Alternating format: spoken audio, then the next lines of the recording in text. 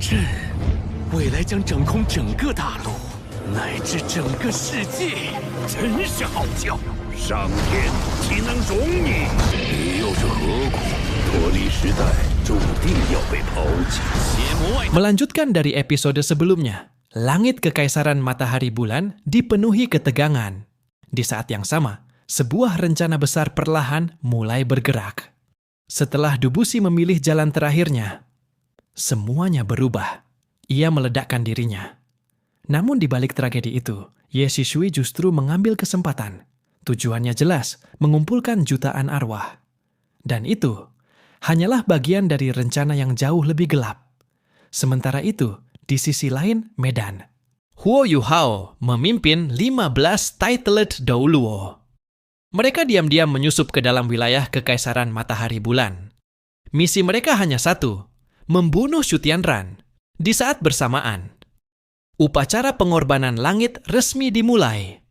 Shu Tianran berdiri di puncak altar. Kedua tangannya terbuka lebar. Tatapannya penuh ambisi, bahkan nyaris gila.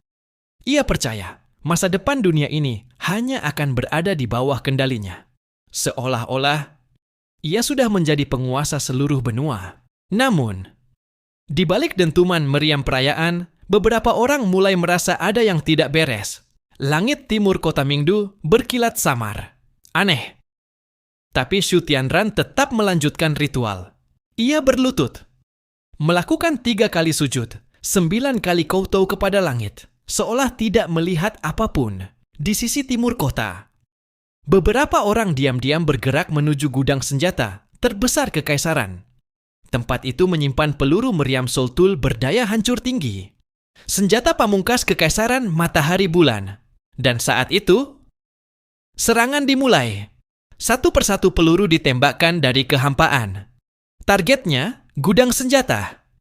Di tanah kosong tak jauh dari sana, Huo Yuhao berdiri sambil menggenggam tangan Tang Wutong. Di belakang mereka, 10 Titled Douluo bersiap. Namun ini hanyalah serangan pengalih.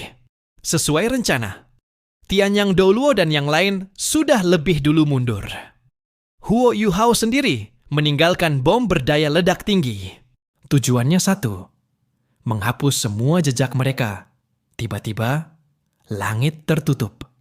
Sebuah jaring energi raksasa turun dari atas. Soltul penangkap gabungan milik kekaisaran. Tanpa ragu, Huo Yuhao menggenggam tangan Tang Wutong lebih erat. Keduanya mengaktifkan Soltul terbang tingkat 9. Dalam sekejap, mereka menembus penghalang suara. 2 cahaya melesat dan keluar dari jangkauan jaring. Beberapa menit kemudian, mereka mendarat di sebuah bukit. Napas masih berat, namun mata Huo Yuhao langsung tertuju ke selatan, ke arah altar pengorbanan. Hatinya tiba-tiba gelisah. Di altar, Shu Tianran baru saja menyelesaikan doa terakhirnya. Ia kembali bersujud, dan saat itu, langit tiba-tiba gelap, tanpa peringatan. Matahari lenyap, tertutup awan hitam pekat. Jutaan rakyat langsung panik. Bahkan wajah Shu Tianran pun akhirnya berubah serius. Suara berat menggema di seluruh kota, menuduhnya penuh ambisi jahat, dan bersumpah akan menegakkan keadilan. Awan terkoyak, sesosok raksasa hijau, setinggi ratusan meter muncul di langit. Itu adalah Dubusi, pemimpin sekte tubuh. Shu Tianran segera memerintahkan pelindung altar diaktifkan. Seluruh keluarga kerajaan dan petinggi dilindungi. Namun, hal yang lebih mengerikan justru terjadi. Di antara kerumunan rakyat, pembantaian dimulai. 4 Super Douluo yang bersembunyi tiba-tiba menyerang. Dalam sekejap, tak terhitung rakyat sipil tewas. Jeritan memenuhi udara. Tak lama kemudian, Long Xiaoyao muncul. Naga suci kegelapan. Ia mencoba menghentikan Dubusi. Memintanya berhenti membantai yang tak bersalah. Namun Dubusi hanya tertawa. Marah. Ia mencaci Long Xiaoyao.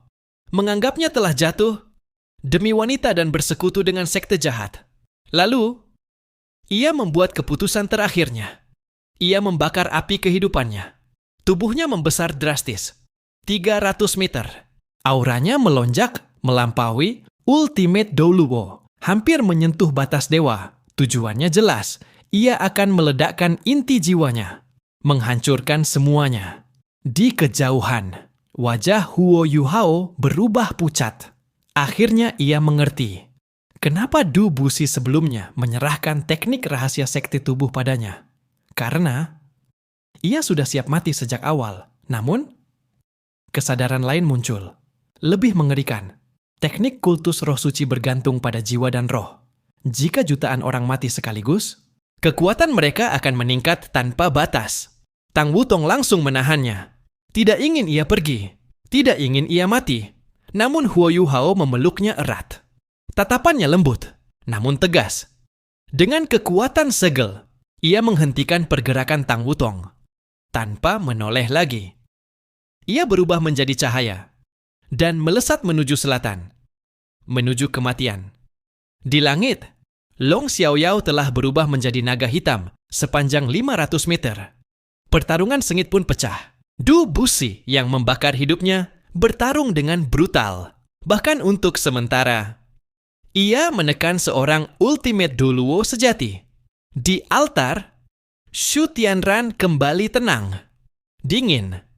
Ia memerintahkan aktivasi pelindung cahaya energi tinggi. Seorang tetua di sampingnya menolak. Energi yang dibutuhkan terlalu besar. Bisa menghabiskan cadangan bertahun-tahun. Bahkan menghentikan riset penting kekaisaran.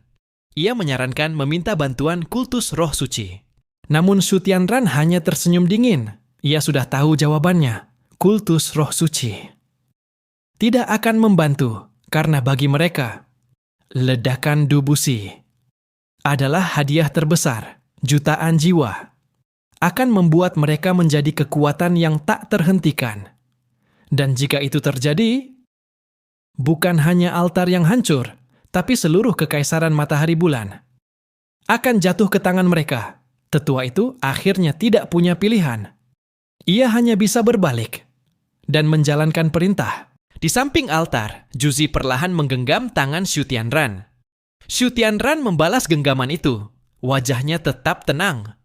Namun kekuatan di tangannya begitu besar, seolah menahan sesuatu yang hampir lepas kendali. Di langit, Long Xiaoyao mengangkat kepala dan mengaum keras. Suara naga mengguncang langit. Ia memanggil bantuan, namun tidak ada jawaban. Di bawah sana, rakyat sudah kehilangan kendali. Jeritan, kepanikan, dan kekacauan menyebar kemana-mana. Untungnya, pasukan kekaisaran bergerak cepat. Mereka menahan situasi agar tidak berubah menjadi bencana yang lebih besar. Di sudut tersembunyi, seorang pria berjubah hitam berdiri diam. Itu adalah Zhong Liwu. Dengan suara rendah, ia bertanya pada sosok di sampingnya. Apakah mereka harus turun tangan membantu Long Xiaoyao? Wanita berjubah merah darah itu menatap medan perang dengan tenang. Dia adalah Ye Shishui. Suaranya datar, tanpa emosi. Puluhan ribu jiwa yang baru mati hanya cukup menutup konsumsi menara Dewa Kematian sebelumnya. Ia berhenti sejenak. Tatapannya semakin dingin. Aku tidak punya alasan untuk menghentikan Du Buxi. Ia tahu. Long Xiaoyao sedang memanggilnya. Dan ia juga tahu, jika ia turun tangan, bersama Long Xiaoyao, mereka pasti bisa menghentikan ledakan itu. Namun di matanya, jutaan nyawa rakyat biasa hanyalah sumber kekuatan. Selama itu menguntungkan, mengapa harus dihentikan? Bagi Ye Shishui, dunia ini hanya terbagi dua, manfaat dan alat. Yang lain, tidak penting. Di belakangnya, para ahli kuat dari kultus roh suci sudah berkumpul. Sejak Du Buxi muncul, mereka hanya menunggu satu hal, saat terbaik untuk memanen hasil. Di langit, pertarungan semakin brutal. Api kehidupan Du Buxi kini menyala seperti nyata. Terang, mengamuk, menghancurkan. Long Xiaoyao mulai terdesak. Ia hanya mampu menahan agar Du Buxi tidak jatuh ke tanah. Du Buxi tertawa keras. Suaranya menggema. Berhenti memanggil bantuan. Dengan suara pelan yang hanya mereka berdua dengar, ia berkata, Ye Shishui tidak akan datang. Mata Long Xiaoyao bergetar. Ia mulai sadar, Du Buxi tidak segila yang terlihat. Ia mencoba membujuk. Berhenti sekarang. Bahkan jika kau meledak, kau tak akan bisa membunuh Shu Tianran. Pelindung altar akan menahan sebagian besar kekuatanmu. Yang diuntungkan hanya kultus roh suci. Ia menarik napas dalam. Jika kau berhenti, aku akan membantumu memadamkan api kehidupan. Aku bahkan akan membawamu pergi dengan selamat. Namun, Dubusi malah tertawa lebih keras. Kau pikir, aku tidak tahu? Suaranya berat. Tenang, seolah semuanya sudah dipikirkan sejak lama. Kita sudah hidup lebih dari 200 tahun. Hal seperti itu, tentu aku mengerti. Ia menatap Long Xiaoyao dalam. Tegas. Hanya saja, jalan kita berbeda. Ia mengaku, sejak pertempuran besar melawan Kekaisaran Matahari Bulan di masa lalu. Sumber kekuatannya sudah rusak, tidak mungkin disembuhkan. Usianya sudah terlalu tua. Kekuatannya terus menurun. Paling lama, ia hanya punya waktu 10 tahun lagi. Daripada mati perlahan, lebih baik mati dengan gemuruh. Matanya bersinar, penuh tekad. Di depan seluruh dunia. Lalu, ia mengungkapkan rencana besarnya. Serangan terhadap rakyat tadi. Bukan tanpa alasan. Ia sengaja melakukannya, karena ia tahu Shu Tianran pasti akan melindungi rakyatnya dengan segala cara. Dengan begitu, Kekaisaran Matahari Bulan akan dipaksa mengeluarkan semua kartu truf mereka. Energi mereka akan terkuras. Dan di masa depan, kekuatan mereka untuk menyerang 3 negara di benua Douluo akan melemah. Itu tujuan pertamaku. Tujuan kedua, ia menatap Long Xiaoyao. Menahanmu di sini. Ia tahu, hati Long Xiaoyao belum sepenuhnya gelap. Ia pasti akan datang menghentikannya. Tujuan ketiga, menarik keluar Ye Shishui dan seluruh kekuatan kultus roh suci. Dengan begitu, semua kekuatan besar akan terikat di sini. Tidak ada yang bisa mengganggu tujuan utamaku. Tatapan Dubusi berubah tajam. Membunuh Shu Tianran. Berhasil atau tidak, ia harus mencobanya. Kalau tidak, ia tidak akan mati dengan tenang. Dan ini bukan rencana seorang diri. Ia sudah menarik semua perhatian musuh. Sementara itu, yang lain akan menyelesaikan bagian mereka. Mendengar semua itu, hati Long Xiaoyao terasa berat. Seorang ahli kuat dari generasinya akan segera gugur. Dubusi menatapnya untuk terakhir kali. Lalu, ia tertawa keras. Tubuhnya melayang di udara. Diam. Tidak bergerak. Dalam sekejap, seluruh energi di langit seolah membeku. Bahkan Long Xiaoyao terkunci oleh kekuatan itu. Di dalam pelindung emas, Shu Tianran juga merasakan tekanan mengerikan itu. Namun ia tetap berdiri, memaksa dirinya melangkah kembali ke altar. Ia mengangkat tangan kanannya, menunjuk langit. Aku adalah pilihan takdir. Suaranya menggema, penuh keyakinan. Aku akan meminjam kekuatan langit untuk menekan semua kejahatan. Biarkan cahaya matahari dan bulan selamanya menerangi dunia ini, dan saat kata-kata itu jatuh, segalanya menuju satu titik kehancuran. Cahaya emas di tubuh Shu Tianran tiba-tiba meledak. Dari dalam tubuhnya, petir ungu menyambar keluar. Ia mengangkat pedangnya tinggi ke langit, lalu menariknya turun di kejauhan. 4 pilar cahaya putih yang sebelumnya menembus langit berbalik arah, meluncur cepat menuju altar. Dalam sekejap, keempatnya saling terhubung, membentuk perisai raksasa berwarna putih. Perisai itu menutupi jutaan rakyat dan setengah kota Mingdu. Namun, hampir bersamaan dengan itu, inti jiwa hijau milik Dubusi jatuh, membawa seluruh kekuatan dan sisa hidupnya. Ia menghantam altar, tanpa ampun. Langit langsung berubah. Gelap gulita, tak berujung. Hanya bintang-bintang yang berkelip di kegelapan. Perisai putih mulai bergetar hebat, seolah akan runtuh kapan saja. Untuk pertama kalinya, wajah Shu Tianran menunjukkan ketakutan. Ia langsung melepaskan roh bela dirinya. Naga penghancur langit ungu. 9 cincin jiwa muncul di belakangnya. Satu persatu menyala terang. Seekor naga ungu raksasa melingkar di langit. Megah, menggetarkan, di usia yang baru 30 tahunan, Shu Tianran ternyata adalah seorang titled Douluo. Namun tetap saja, itu tidak cukup. Gelombang kehancuran itu bukan sekadar kekuatan. Ia membawa tekad hidup Dubusi, sebuah kehendak murni yang menembus segalanya. 2 lapis pertahanan dihancurkan begitu saja dan langsung menghantam lautan spiritual Shu Tianran. Puh! Ia memuntahkan darah. Tubuhnya melemah. Perlahan, ia roboh di atas altar. Juzi adalah orang pertama yang berlari ke arahnya. Namun saat memeriksa, ia terkejut. Luka Shu Tianran bukan berasal dari ledakan, melainkan dari serangan kehendak jiwa. Jika bukan karena dia seorang titled Douluo, serangan tadi sudah cukup untuk menghancurkan jiwanya sepenuhnya. Beberapa saat kemudian, awan gelap mulai menghilang. Cahaya matahari kembali menyinari bumi. Long Xiaoyao sudah menghilang tanpa jejak. Di kejauhan, Huo Yuhao menyaksikan semuanya. Matanya dipenuhi kesedihan. Ia menunduk dalam-dalam ke arah langit. Dalam hati, ia bersumpah akan meneruskan warisan sekte tubuh dan melindungi rekan-rekannya. Tang Wutong datang ke sampingnya, menggenggam tangannya erat. Apapun yang terjadi, jangan tinggalkan aku sendirian lagi. Huo Yuhao menatapnya, lalu mengangguk. Tanpa berkata apa-apa lagi, keduanya terbang menuju titik evakuasi di timur kota. Ledakan Dubusi telah menarik seluruh perhatian kota Mingdu. Ini adalah kesempatan terbaik untuk kabur. Saat mereka tiba, 4 titled Douluo sudah menunggu.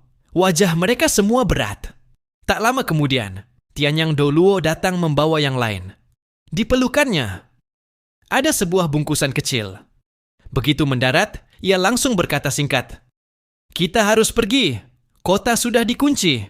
Tanpa membuang waktu, Huo Yuhao membuka deteksi spiritual, membagikannya ke semua orang. Mereka pun terbang. Namun, tiba-tiba ekspresi Huo Yuhao berubah.